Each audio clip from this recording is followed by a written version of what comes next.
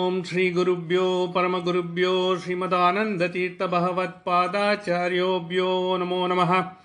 नारायण परिपूर्ण गुणार्णवाय विश्वोदय स्थितितोलय नियति प्रताय ज्ञान प्रताय विबुधा सुर सौख्य दुःख सत्कारणाय विददाय नमो नमस्ते। यो विप्रलिंब विपरीत मति प्रबोधान वादान रस्य कृतवान भुविदत्ववादम सर्वेश्वरो हरिरीति प्रतिपातकं तम् आनन्दतीर्थमुनिमयं नमामि। पूज्याय राघवेन्द्राय सत्यधर्मरताय च भजतां कल्पवृक्षाय नमतां कामधेनवे। सहनाववतु सहनौ भुनक्तु सह वीर्यं करवावहै तेजस्विनावतीतमस्तु मा विद्विषावहै। ओम शांति शांति शांति। मांडुक्य उपनिषद शांति पाठ।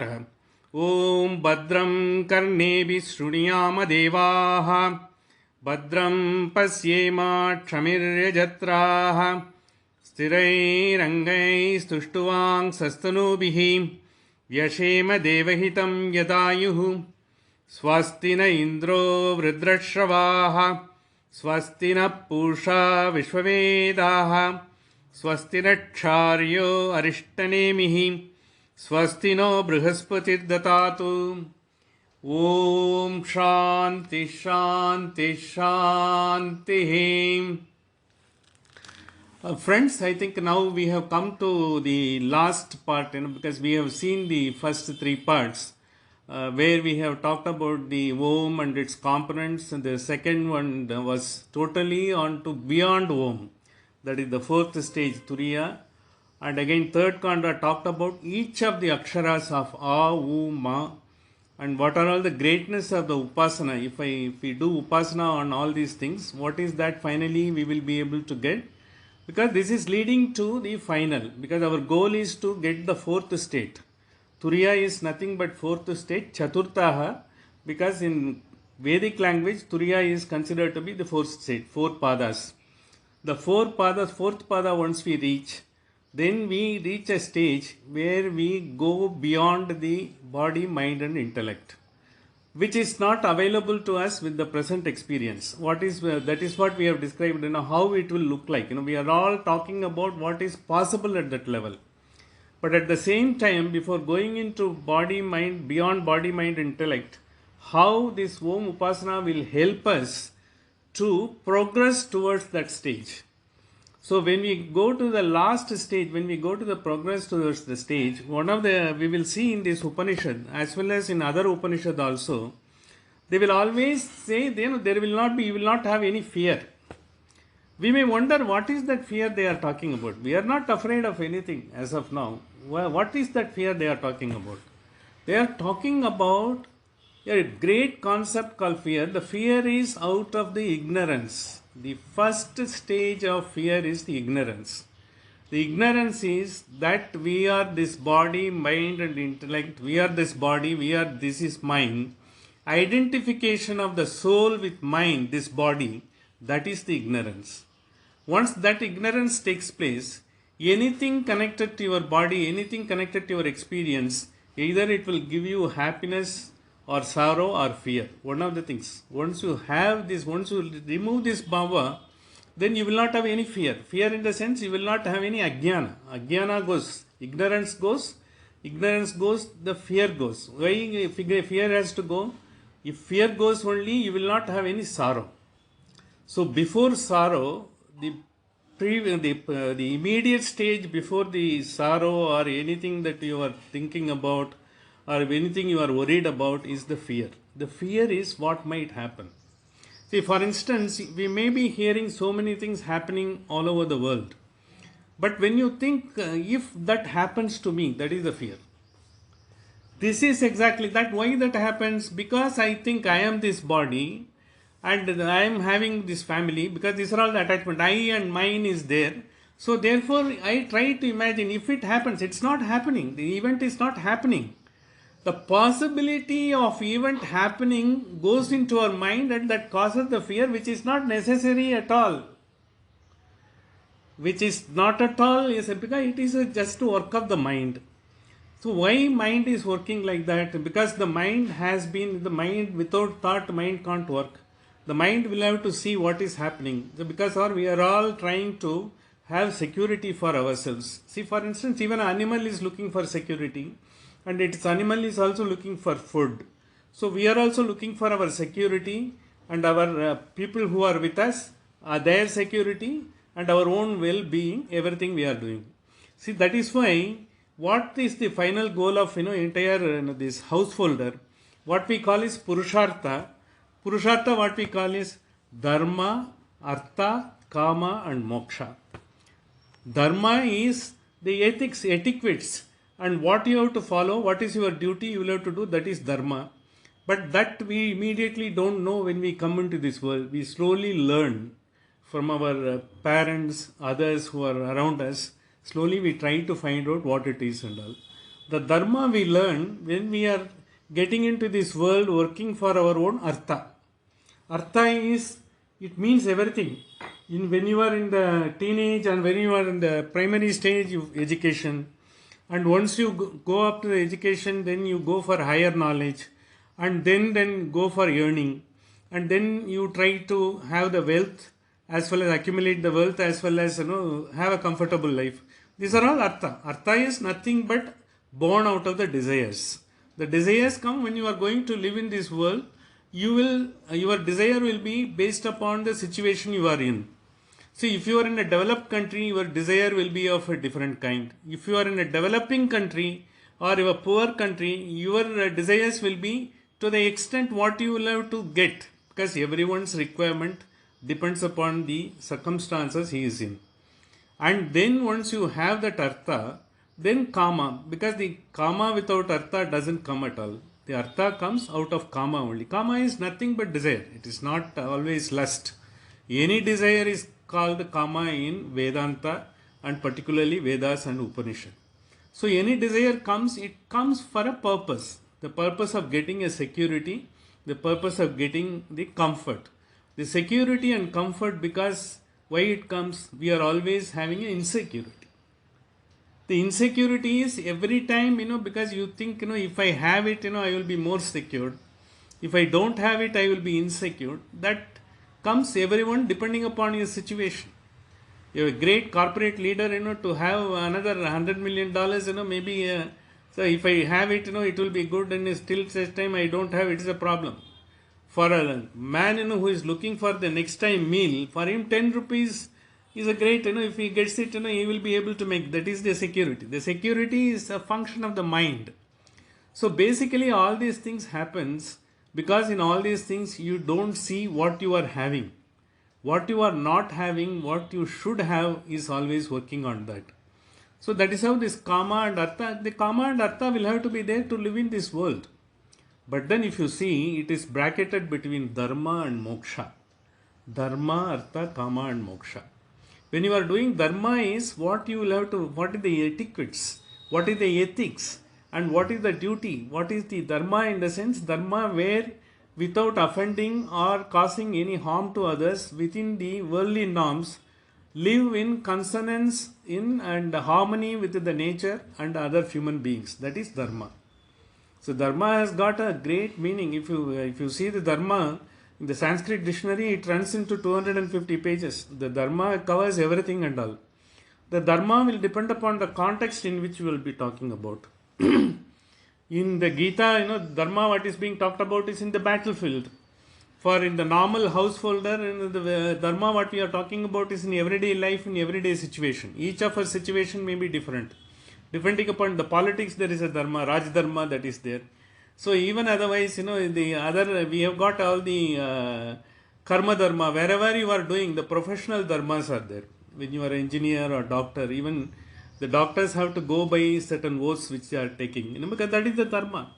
The oath of Apollo, everyone who takes it, when they come out of that medical school, that is the dharma for them. So this is exactly the life which is going on. So how to regulate this dharma, artha, kama, moksha, and how to live a life, and so that finally you are able to reach the highest goal of thuriya. That is what this Upanishad talks about. It is basically concerned with our everyday life. So that, taking that into account, so far we have seen, what are all the benefits of, Om Ityeta, Om Ityeda Aksharam. Aksharam, that Adyaksharam is the highest. Beyond that, nothing is there, that we have seen. And we have also seen, on the three states of waking, dreaming and deep sleep.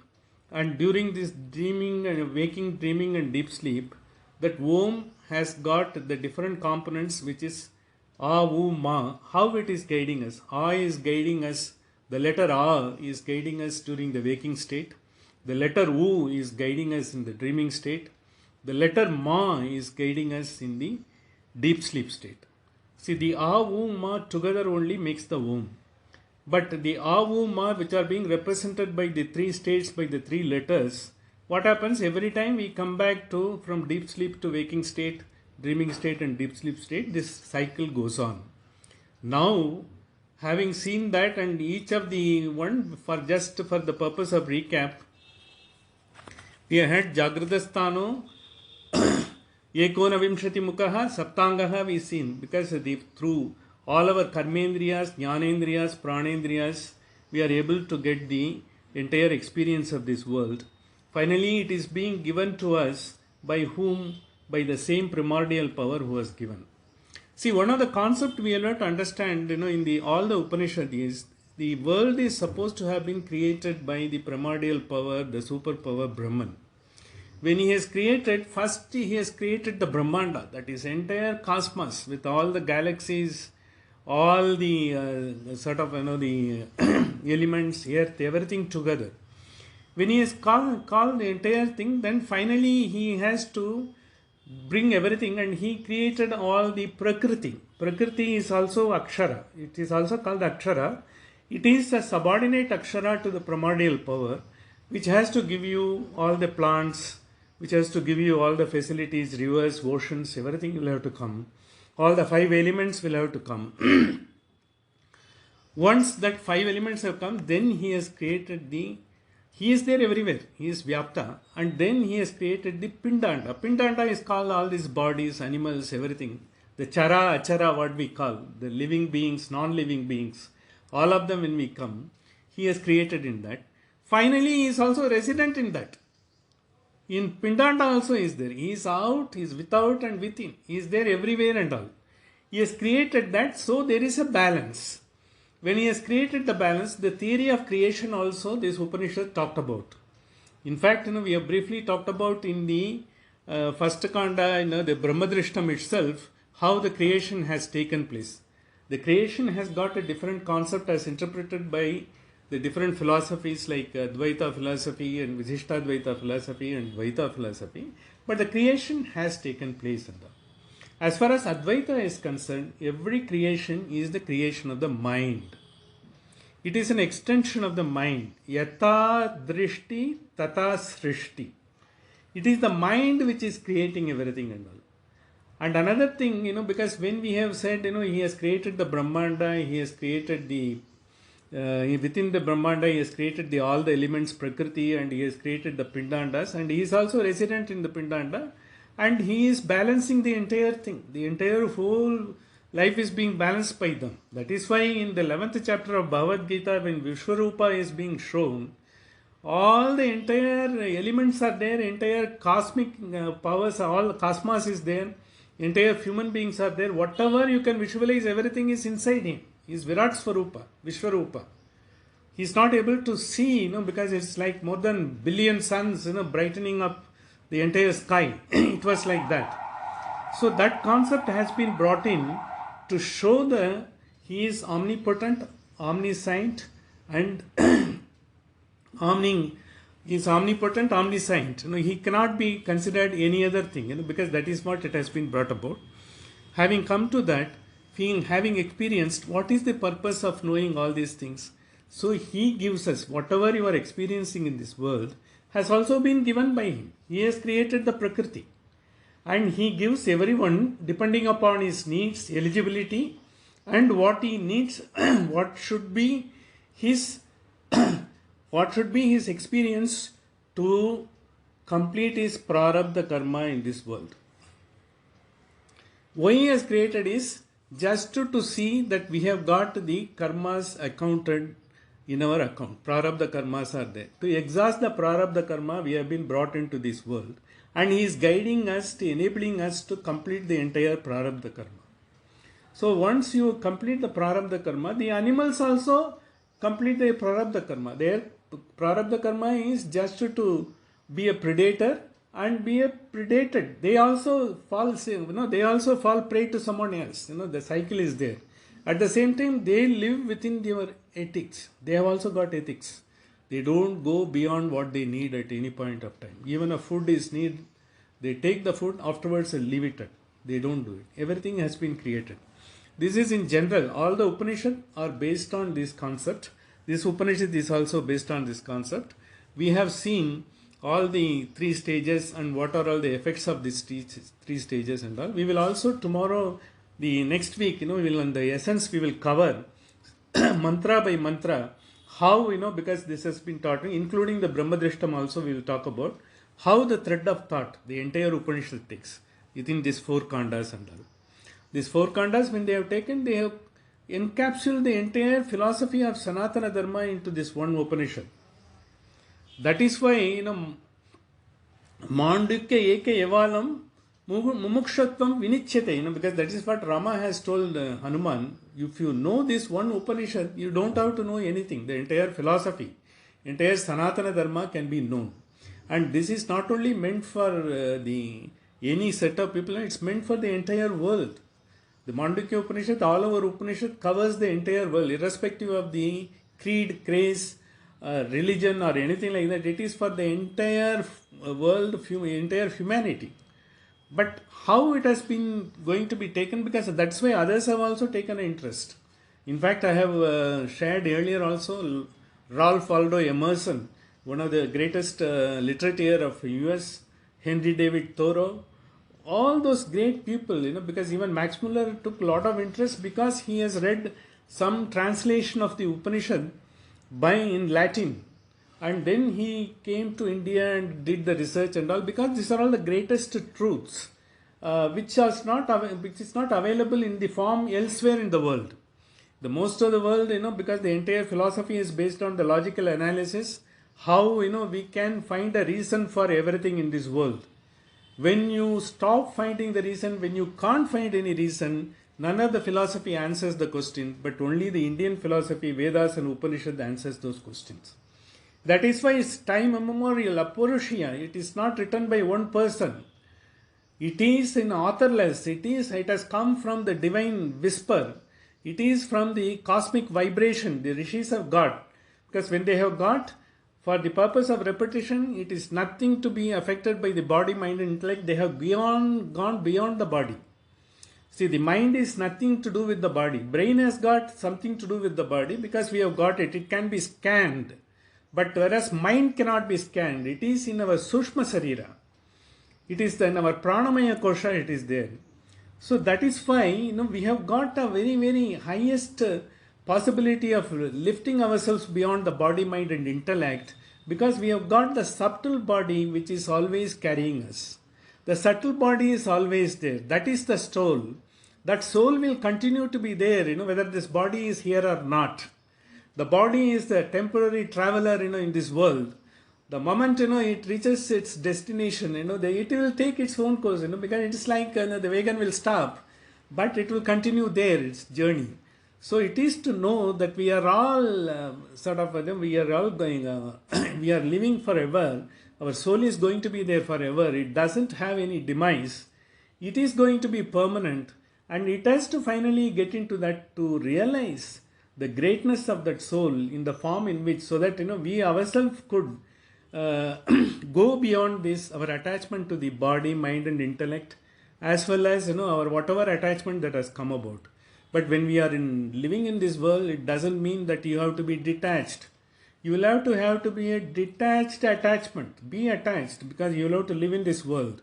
At the same time, don't carry the attachment to the core, because this attachment, all the attachment, whatever we are having is a temporary.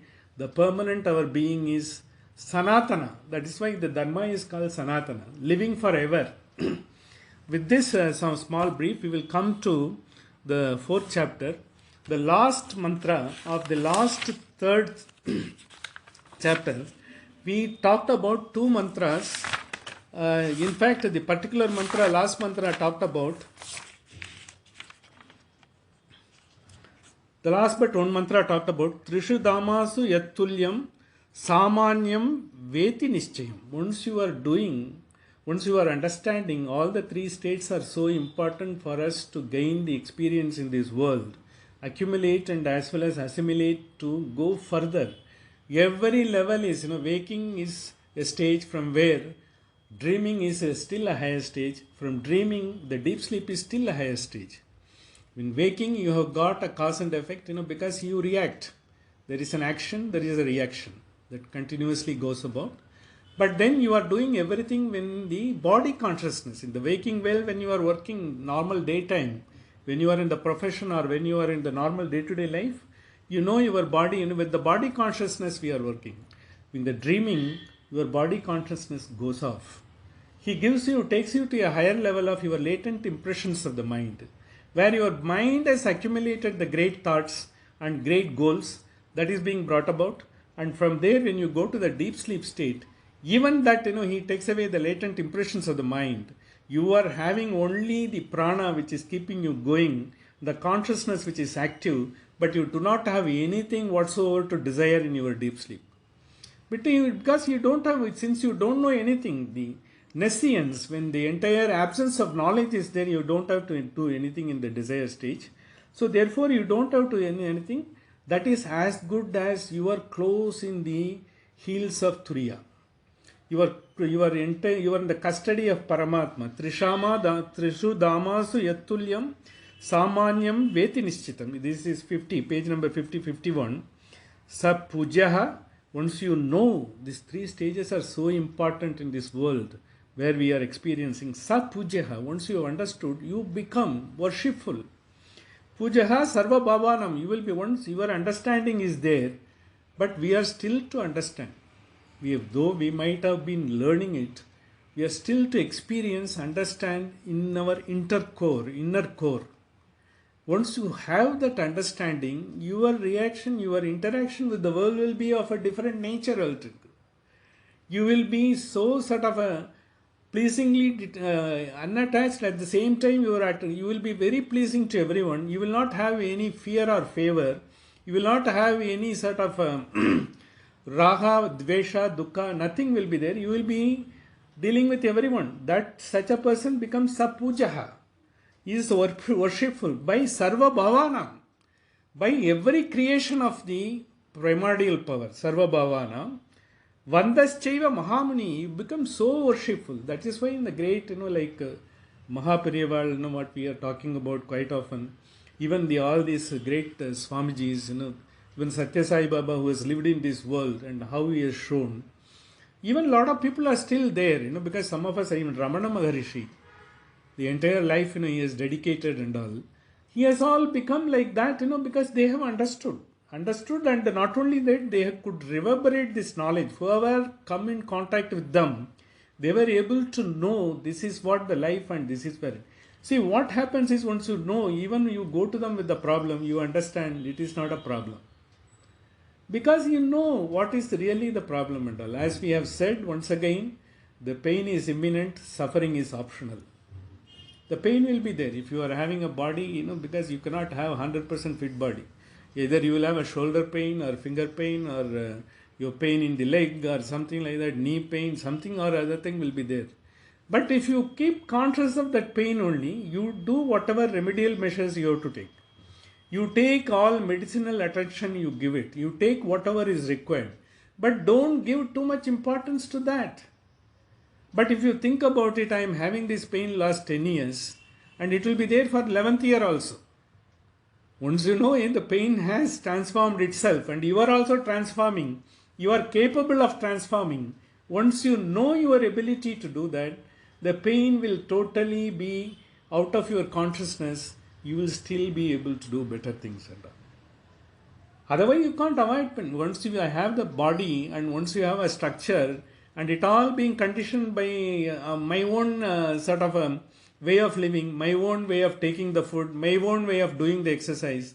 If I don't do the exercise, I will not have any strength in my muscle.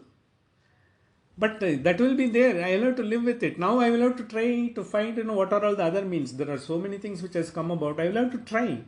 I will have to make an attempt. That is why you have to always live in the present to take a solution for every problem of yours. Once you make it and then slowly this pain part, the suffering part will go off, you will be meaningfully taking care of whatever, the afflictions in the body, but still you will be continuing to do whatever you have to do in this world, whatever is your interest. So your work will become a worship, or even whatever you are doing will become a worship. Your pain and other things will not come about. But by most of the time, if I have to do, for everything, if I have an excuse of my pain in the leg or something like that, that will not help me. That is why they said, Sapujaha, once you understand that, Sarvabhavanam, Vandaschaiva Mahamuni. Do you mean to say all these great masters didn't have the pain? Mahaparival had 2 operations and he also had the problem, and even Satya Sai Baba had a problem. And all the big, Ramana Maharishi had a cancer. All of them, Ramakrishna Paramahamsa had a cancer. But they never thought, because they are having it. They said, body is having it. Yes, it will take, we will take care of it, it will take care of it, but I will have to take care of myself. That detachment. See, once you are attached to the body, then it prevents you from doing anything otherwise you can do or yourself. That doesn't mean that, in the acute suffering, you have to do that. You have to take care of that suffering. You have to attempt. You have to have all the medicinal things, curative things. But while doing that, you do whatever is possible. You do it with full attention. That itself is your duty. To take care of your suffering itself is duty. Your pain itself is duty, but it doesn't mean you have to suffer. Without suffering, giving full attention, there is a doctor who is giving a medicine. There is a new methodology which has come about, take away the pain. Try to attempt that. Give full attention to that. Try to find, because some people may say you do pranayama and, some meditation. Try to attempt all those things. And put your mind into those things. So this pain doesn't come, it remains in the background. It takes care of itself. You will be able to take care of it. This is the wonderful way to live in this world with all of us are subjected to these sufferings, happiness, pain, everything and all. That is why they say, pain is imminent, suffering is optional. So this is what, once you have understood this concept, Sapujaha Sarvabhavanam Vandaschaiva Mahamuni. This is what we said, because we are all in the process, we are all learning it. But those who have learnt already, who have become masters, like Ramana Maharishi and all, they are Vandaschaiva Mahamuni. This is what Upanishad says. So that a common man can understand what is the difference between the great masters and the people like us. We can still take cue from them. We can still take advice from them. We can still follow them and reach that stage, make our life a wonderful place to live in. We have been telling, for the purpose of, this, how Stephen Hawking, with all his, the motor neuron disease, he couldn't move his head. Still 74, whatever he has propounded, considered to be one of the highest point of physics. People are working on that. Even yesterday there is an article which has come about how great a thing and all. Despite that, his bodily is as good as a man with a little, movement of his head. That's all. Even he couldn't speak. That shows how the mind can become something of a great potential power when you have this attitude. This is basically to bring this attitude. Not that everyone should have some affliction and all, because your mind is capable, once you use it, whatever be the situation, whatever be your bodily condition, you can still go to that level. That is what, because Stephen Hawking is a live example. All of us can see and see. Because the theory of everything, a movie is there. If you see that, you can see how the entire life, how a man who was supposed to have not lived even more than 2 years after his 24th birthday, lived up to 79 and done so many things with all the bodily affections.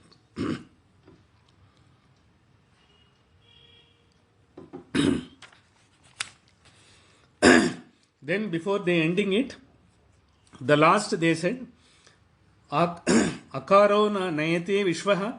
Akara is always taking you to the world's experience. Akara is the one where your bodily experience you are having it. The Om in the form of Akara, the first Akshara, it takes you there. Vishvaha, Ukaraschapi Tejasam. Ukara is taking you all to the latent, your mind can go to that level. Your dream can take you to the highest goal. The man, who has dreamt of nothing, has created the biggest structures in this world, biggest sort of accomplishments in this world. And the blind man has become a master of music in Russia. He didn't know what it is, but then by hearing and by making himself, he has become considered to be one of the biggest exponent of Western classical music. Likewise, everything is possible. That is mainly because he doesn't have the bodily experience to see the eye and because have everything and all. By taking the latent impressions of his mind, like Ramanujam we always quote, because for the small little period of life what he has done, even people are still trying to work out. More than hundreds of research scholars are working on him. That is because of pure latent impressions of the mind by the divine grace. He himself has admitted it is a divine grace of Namagiri. So likewise it can happen, that is the Ukara Bhava. Then we said Akara, because always we remember two words, Adimatva and Aptimatva. Adimatva is taking you to the beginning in the sense, because it takes you out to the ultimate level where, all your desires, get almost meaningless. You have seen everything and you get, in fact, you are able to fulfill the desires of others. You are able to do, you are someone in a position. You may be a CEO or a Prime Minister or someone who is capable of giving, or a person in an NGO running, helping so many people. That type of a thing happens with that. So that is called, when you are working in this world, it is called the Upasana of Akara. You may not be doing, sitting in front of every day in a puja room and doing it. Your worship, work itself takes you to that level. Ukara is, then we said Ubhayatvatva and Utkarshatva. Utkarshatva, it takes you from the bodily contact to the latent impressions of the mind. Ubhayatvatva, it makes you that, you are not having hiatus of consciousness. You continuously, your consciousness working to the highest level. And then we called Makara Bhava, then we two words we said, the objective and subjective. The Mana is the innermost core, where Mitehe, you get into the custody of the God, He is residing in your heart. As well as, once you have, the Makara Bhava, when you are having a deep sleep, when you don't have any desire, as well as all your sorrows are destroyed. But once you do your Upasana and all everything, because then you become someone who is capable of destroying the sorrows of others, who are capable of giving solution to others, who are capable of giving some sort of advice to others.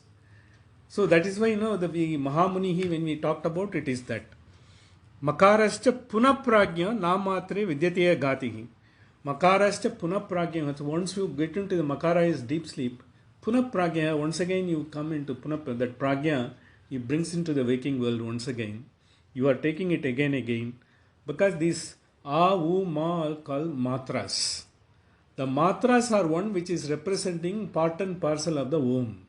When we say Om, A, U, Ma, when we say A, our lips don't touch. U also, it doesn't touch. Only your tongue little bends. Only the air comes. Ma, when you say Im, the tongue touches. The A, U, Ma, when it touch, finally it comes, all the three together when they come, it brings the vibration from your nabi and get the vibration of the mind. That is why today also, because I got one study on Om by the neuroscience research scholars of Bangalore. In fact, Vidya has given me this morning. They say Om, when it is being recited in the clinical, because the experiment when they did, the neuroscientists, the 7 top neuroscientists of Bangalore, when they worked on, they find on the entire, because people with epilepsy and people with, other abnormal conditions, because even those who are having, Alzheimer's and all, when it happens, at that point of time on recitation, they observed that particular portion of their mind, whether it's called limbic brain, the subconscious brain, amygdala, where it is the pain, because it produces all those adrenaline and all, when it comes, they are all deactivated. When it is deactivated, it doesn't, doesn't become a chronic. It is controlled. Even an epilepsy patient can be repeatedly treated by giving this type of vibration. In fact, we have during our Keno Upanishad, one of the things we talked about is the harmonic frequency, because where, in a particular frequency, when you recite, 111 hertz, when you recite, the entire curative vibration comes into the DNA cells cure, including the cancer could be cured in Malta in underground, where there is a structure, which is a heritage structure by the UNESCO. There, the reverberation of the word in 111 cycles that cures people of any sort of a disease for which allopathic treatment has not found a cure. People are going there. Malta is a colony, French colony. Even now, it is a lot of fighting is taking place and all, but it has got a structure. In those days, they have done. Likewise, it has also been experimentally proved when Om is recited or Gayatri is recited, and the sound vibrations have been injected into the structure with a plain plate, with the vacuum plate, and spreading the corn flowers on that. It forms a particular, because when it forms a lotus. When you are putting, when you are reciting Gayatri, it forms a lotus. When you are reciting Om, it forms a concentric cycle, and it gets into the, because every word has got a particular vibration. This has been experimentally seen in Germany. That shows these vibrations when you chant Om, when you do meditation on Om, it all does have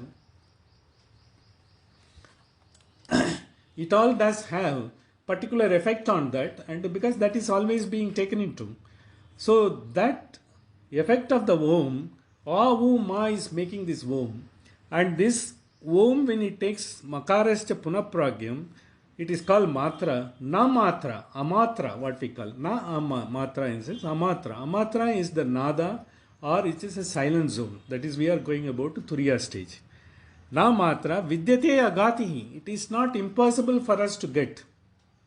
It is not unapproachable. That means we can still approach with the constant upasana of Aum Ma, so that we can also get into that great stage where you almost have no desires in that type of a stage while living in this world. That is once you get into that, your quality is as good of that of the great munis or rishis, and you yourself become someone like that. That possibility is very much there. That is what the last verse said. So this possibility, how it can be attained, that is what the fourth kanda comes about. The fourth kanda, first mantra we recited, and we were to see, how that particular mantra's exposition has to be seen here. We recited this mantra. It is in your page 19 or 20, it will be there. Amatras chaturtyo avyavaharyam prapanchopashamam shivo advaitam evam onkara atmayeva samvishati atmana atmanam yayevam veda. Amatras chaturtyo avyavaharyah prapanchopashamah shivo advaitam evam onkara atmayeva samvishati Atmana Atmanam Yayevam Veda. This is what this mantra said. Amatra is the Nada. Nada, we said, it has got four components. Nada, Bindu, Shanta, Adishanta. See, all the four components, they come from inside the body as a vibration, and when it comes to when you pronounce Om, it comes in the form of Om. So that Om is the highest possible vibration that your body can produce. That producing that, only the mind will have to help. When you are producing, you are in line with consonance with into your breath, and you are producing it. Amatra Chaturtya, once you have got that, At that point of time, when you are doing meditation, what happens? When you are only observing the breath, exhaling and inhaling, what happens is your thoughts slowly go off. When thoughts slowly go off, you are slowly into the stage, you don't have any desire comes. The desires come in the form of thoughts only. When thoughts stop, you don't have any desire. Once you are not having any desires, you are totally in consonance with the primordial superpower, the Paramatma. You are almost into the custody at that point of time.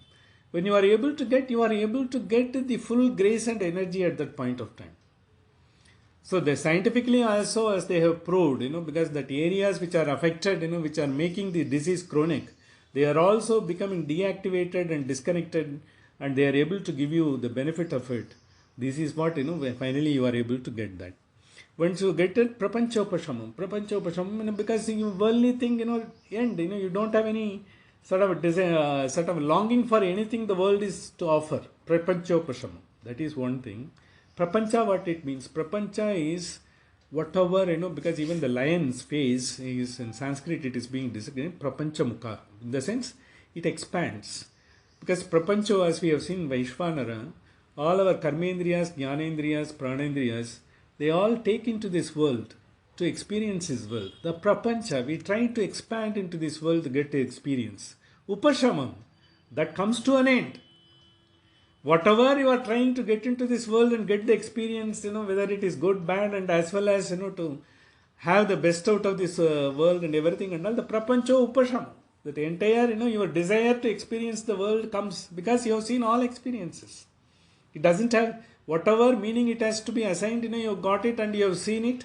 Over a period of time, you don't find any great meaning into that. You have become more evolved, more matured.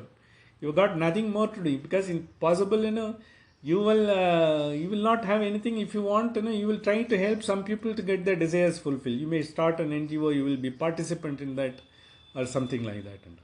So that will happen because the happiness what you will be getting, the satisfaction what you will be getting, by prapanchopashamam is indescribable.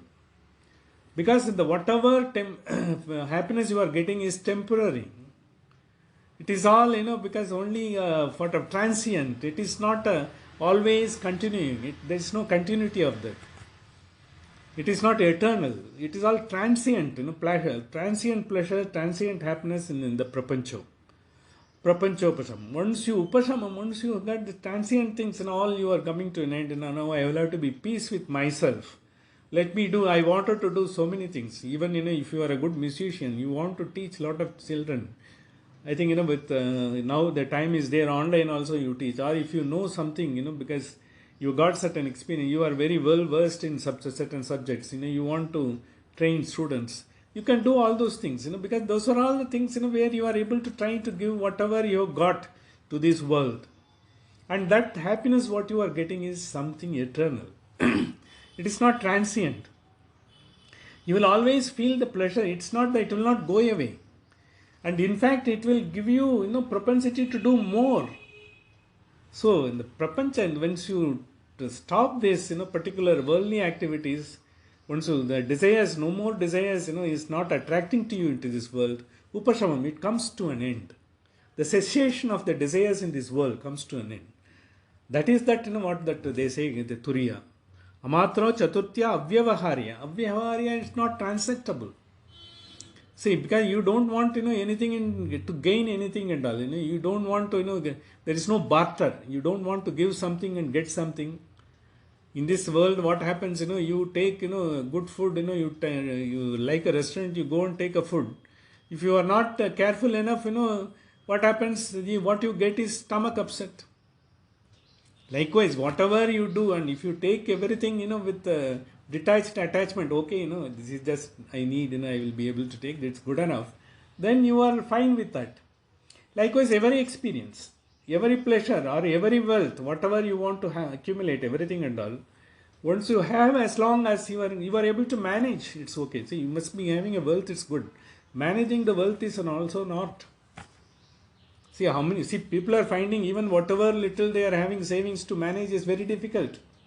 Prapanchopashamam, because once you have that, yes, I am having, I am able to take care of that, and this is giving me enough, and I am able to live through. that satisfaction when you do, and you are trying to concentrate on other noble things. That is what it is.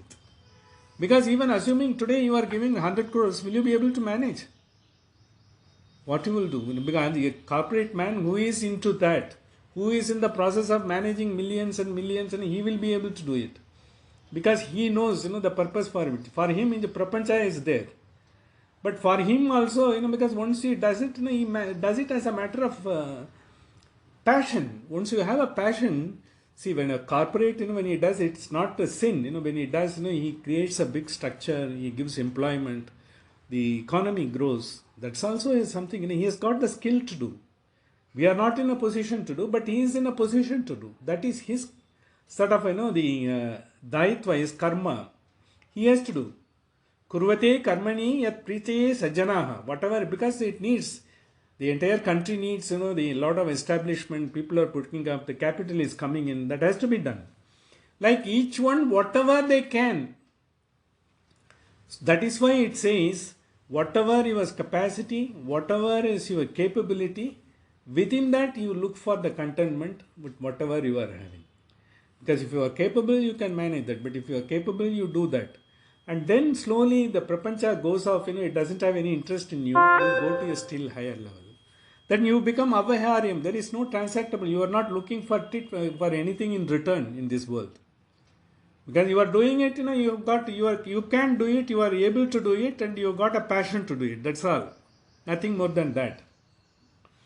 Shivam Advaitam. Shivam is the pure bliss without any speck of iota of any sort of a sorrow, iota of any dissatisfaction, pure bliss, when you are fully, totally contented. And the pure bliss, once you are filled, when it overflows, when the Ananda, Chitananda, when the Ananda overflows, then only the creation takes place. The primordial power also starts the creation when the entire bliss is overflowing. Likewise, once it overflows, you will be trying to do so many things in this world without any return. That is Shivam. Advaitam. Advaitam is net. You always don't think this body and whatever belonging. Kasyasvidhanam, as we have seen, it is all his. Makrita Kasyasvidhanam, it is his wealth. You will not have any attachment to what you have. You will not be having attachment to your body, or you will not be attached to him, attachment to have anything and all. In the sense, you will not be totally detached. You will not be having attachment. You will be living the life comfortably, peacefully, contentedly. That is what it says. Advaitam, evam onkara eva, atma eva. Evam onkara, atma eva. This is the greatest statement I have said. Atma eva samvishati, atmana atmanam. This is the greatest Upanishadic statement.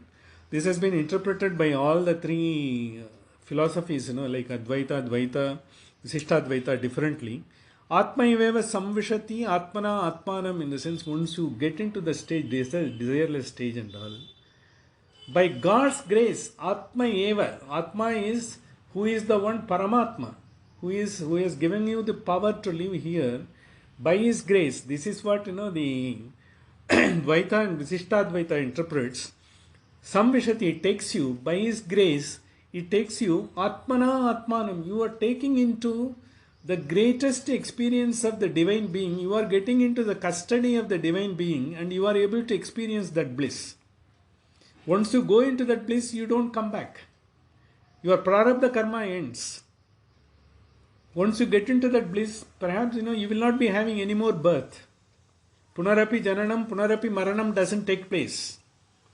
It is that level, when you are going into that. Amatras Chatutya Avyavaharya Prapanchopashamaha Shivod Advaitam Evam Onkaraha Atma Eva Samvishati Atmana Atmana. This is one thing, and whereas in Advaita interpretation, the self is supreme. That self takes you into the self itself. The concept of Aham Brahmasmi comes here. In the sense, self is nothing but Brahman. If self is nothing but Brahman, I am in this Vyavaharika world. How am I same Brahman? Because that question will come. That is why Advaita has got two things called Paramarthika and Vyavahartika. Once you reach the Paramarthika, That is, when you have a prapanchopashamam, there is nothing in this world, the cessation of the world takes place. And avyavaharyam, because you got nothing to get, you are beyond that, changeless, you go into that stage. You don't look for anything in return, you get into the bliss. And then you become almost, once you have that knowledge, then you get the Brahma knowledge, you Brahmavit. You Brahma realization. It is not you become a Brahma, Brahmasmi in the sense not, you get the Brahma realization. Yes, this is the bliss, where you finally will be getting. And after all this knowledge what we are talking about, Turiya and everything and all, with this body, mind and intellect, these are all co-terminus with this body. Finally it will be there in the Chitta, carried by your subtle body. The subtle body is Pranamaya Kosha. Finally the soul which carries the Chitta, it will have all these things. Whatever accumulate doesn't go waste. It all get into that treasury, trove of the highest knowledge which is being carried. It goes off in that. So therefore, once you know the Brahma's realization in the sense, this is the highest bliss one can attain with this body. And that is how you are able to get this. This is what the Advaita says. Self becomes self through self. This is a very sort of paradoxical statement. How self can draw into self and all. Because the concept is from the lower Brahman, the lower stage of Brahman, you are reaching the highest stage of Brahman by virtue of the knowledge of this. The knowledge is primary importance here in Advaita. Whereas the knowledge as well as Bhakti is important, Visishta Advaita and Dvaita. Bhakti is, Advaita also doesn't say you should not have any Bhakti. In Vyavaharika stage, with Bhakti alone you will be able to get. That is why Bhajagovindam was recited by Shankaracharya. In Vyavaharika stage, you have to have all this Bhakti. Without Bhakti, Jnana will be useless. You can see, because Vishnu Sahasranama, that cassette where M.S. Subbulakshmi has recited, the first introduction given by Rajaji, he says, Jnana without Bhakti is useless. And Bhakti without Jnana will not be effective. You have to have both.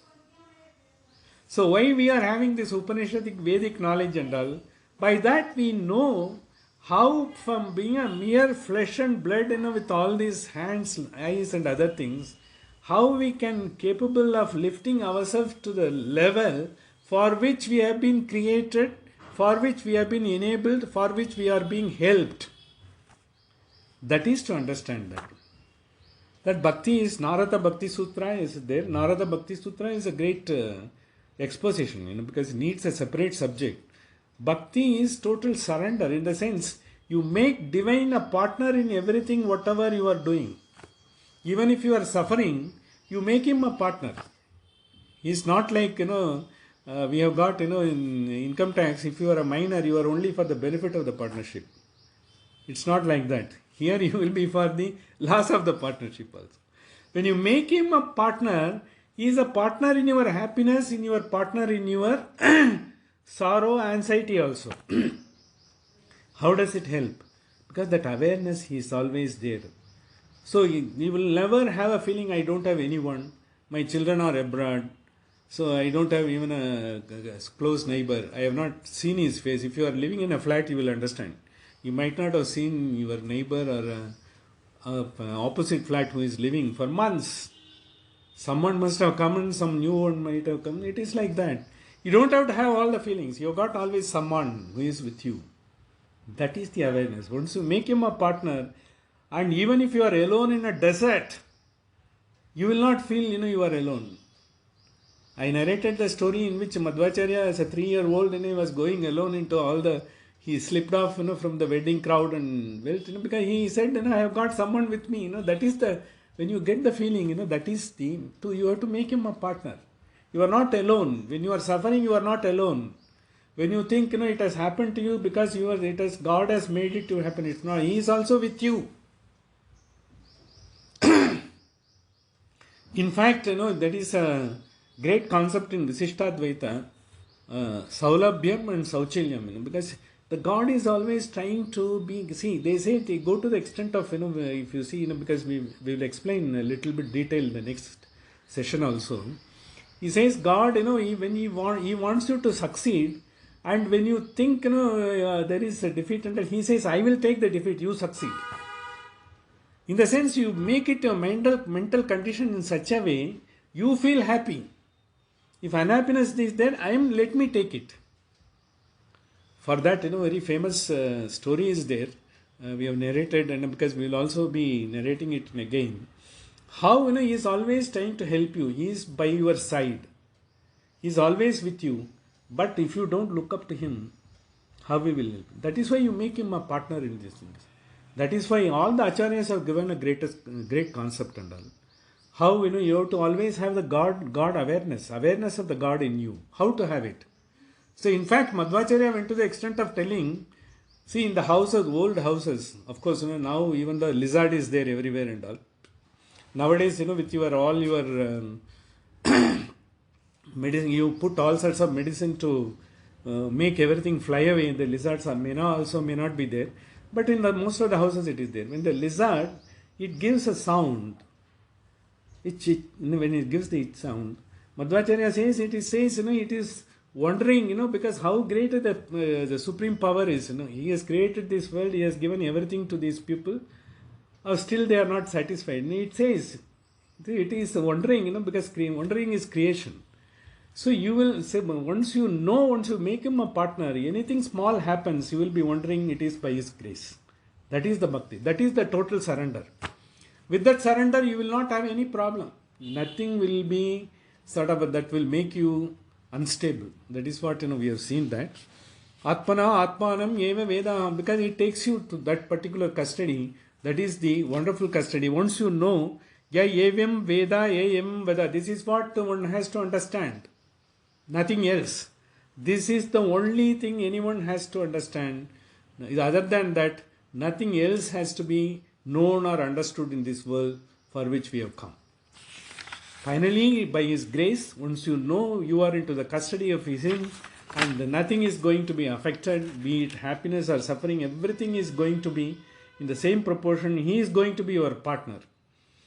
And once you know, because even the knowledge, that he is the consciousness is guiding you as in Advaita, once you know, you become from a lower Brahman to higher Brahman, from Vyavaharika to Paramarthika. You become someone of that. That is, but the fact remains, this as Chinmayananda has said, no one in this world will ever become something like a God-like thing. You can get the grace of the God and bliss of the God and realize the grace of the God. That is what is possible. How that can be taken in this present world with the present experience, that is what it has been said. And we have got we have got 4 karikas. Anyway, I will recite the first karika and the next 2 karikas I will briefly cover, and then we will go to the essence next week only. Omkaram padosho vidyat padamatrana samshayaha. Omkaram, avuma, the knowledge what we have got, padamatra, once we know, padamatrana samshayaha, once you have that, you will not have any doubt whatsoever.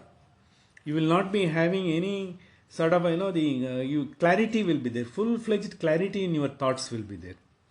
Omkaram padosho jnatva na kinchitapi chintayet.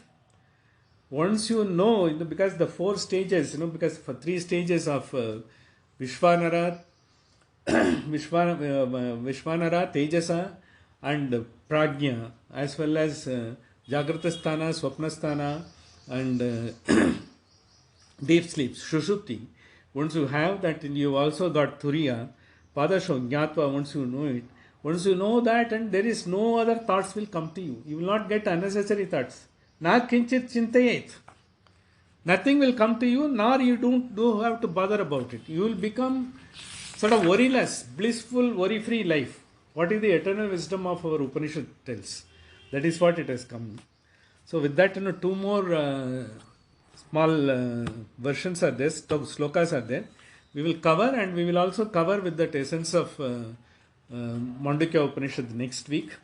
And with the Mandukya Upanishad, when we will be talking about the entire Upanishad concept, what we have discussed all through. In that, we will slightly cover, what is we talked about the creation. The creation we will have to understand, because the creation is the prime point of knowing why the creations have taken place, why we have come into this world. And what is the purpose, everyone, not only us, the animals, everything would have come into being. And once you know that creation and this thing is there, our evolution is there, the final evolution when we take after Mandukya Upanishad is there, how it is not going to be some sort of a discussion and all, it is going to be experienced in everyday life. How it is going to enlighten and elevate our everyday life is going to be talked about in the essence finally. This is what a lot of masters have also pointed out.